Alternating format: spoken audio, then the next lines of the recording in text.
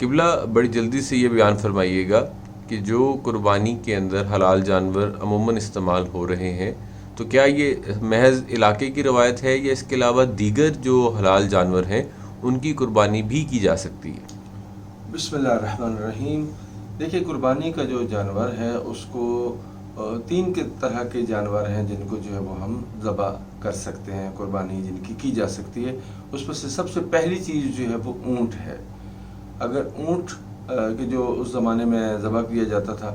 اور اس کے بعد جو ہے وہ پھر بھیڑ ہے یا دمبا ہے اس کو ذبح کیا جا سکتا ہے، یا پھر بکرا ہے یا بکری ہے، اسی طرح گائے یا بیل، یہ تین جانور ہیں۔ اسی میں بھینس یا اس کا جو کٹا یا کٹی جسے کہتے ہیں، جو کہ اس کا ویٹ ذرا کم ہوتا ہے، یہ وہ جانور ہیں کہ جن کو جو ہے وہ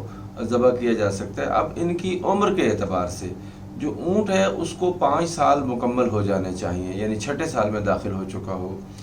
گائے جو ہے وہ دوسرے سال میں داخل ہو چکی، 2 سال اس کے مکمل ہو چکے ہو، تیسرے سال میں داخل ہو چکی ہو، اور اس کے بعد جو ہے وہ دمبا ہے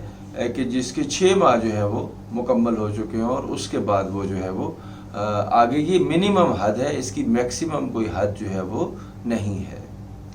تو قبلہ یہ جو شرائط آپ نے بیان کی ہیں یہ واجب قربانی یعنی کہ جو مناسک حج میں سے ہے ان کی شرائط ہیں، یا جو مستحب قربانی پوری دنیا کے اندر ادا کی جاتی ہے اس کے لیے بھی یہی شرائط ہیں؟ دیکھیں، اتفاق سے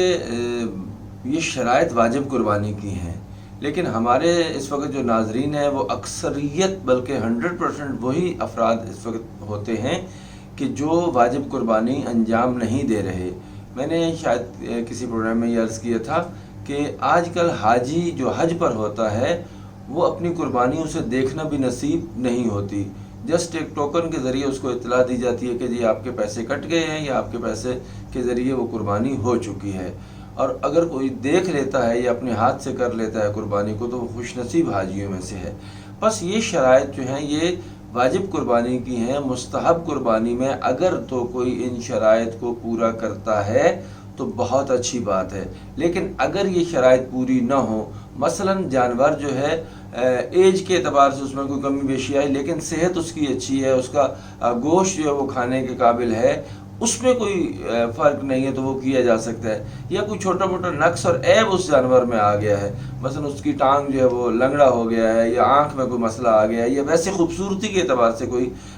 ذرا نسبتاً کمزور ہے، تو وہ جانور بھی ذبح کیا جا سکتا ہے۔ مستحب قربانی میں ہم نے جسٹ صرف یہی دیکھنا ہے کہ اس کا گوشت غیر مضر نہ ہو، مفید ہو، تو وہ جانور جو ہے وہ ذبح کیا جا سکتا ہے۔ قبلہ اب ہمارے سوسائٹیز کے اندر خاص کر وہ علاقے جو سوسائٹی کی طرح فارم ہوئے ہیں، یعنی کہ پرانے علاقے نہیں ہیں، بلکہ اب پرانے علاقوں کے اندر بھی کمرشل ویلیوز اتنی ہی برابر ہیں جتنی کہ کسی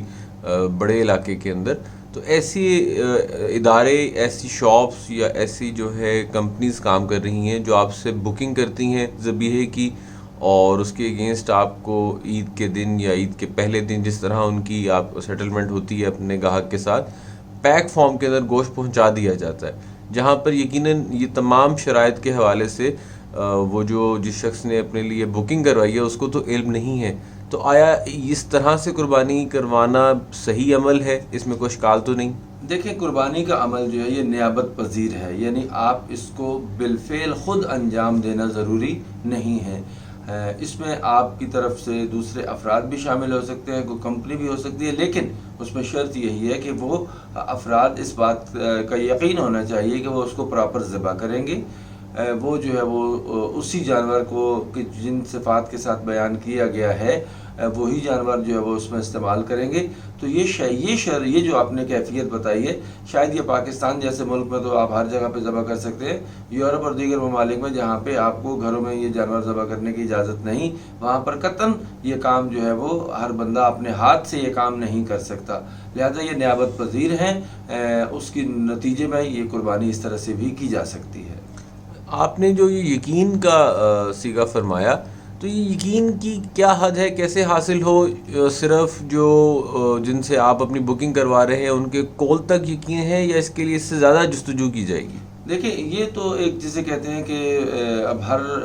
کمپنی کا یا ہر بندے کا ایک اپنا خاص اعتبار کا لیول ہے. ہم نے اس میں جنرل شرائط کو بیان کرنا ہے کہ وہ جنہوں نے یہ کہا ہے. البتہ پاکستان جیسا ملک ہے، یہاں پر جو کمپنیز ہیں وہ ظاہر ہے کہ مسلمان ہیں، اور وہ انشاءاللہ کہ اس میں جو ہے وہ غلط بیانی جو ہے وہ نہیں کرتے. انہوں نے جانور ذبح کرنا ہوتا ہے، شرعی طریقے سے ذبح ہونا ضروری ہے. باقی ایج کا میں نے عرض کیا کہ اس میں کوئی اتنا بڑا مسئلہ نہیں ہے. مستحب قربانی میں ایج کم یا زیادہ بھی ہو سکتی ہے، حتیٰ اگر کوئی نقص اور عضو